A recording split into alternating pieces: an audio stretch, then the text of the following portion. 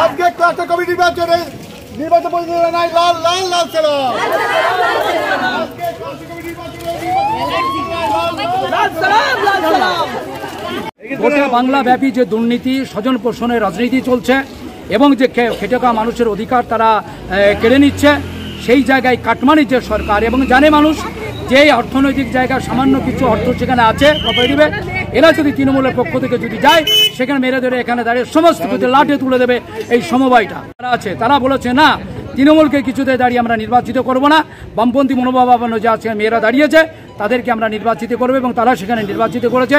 আমাদের পার্টির পক্ষ থেকে এই যারা নির্বাচিত হয়েছে এবং যারা নির্বাচক মণ্ডলী তাদেরকে আমাদের পার্টির পক্ষ থেকে অভিনন্দন জানাচ্ছি।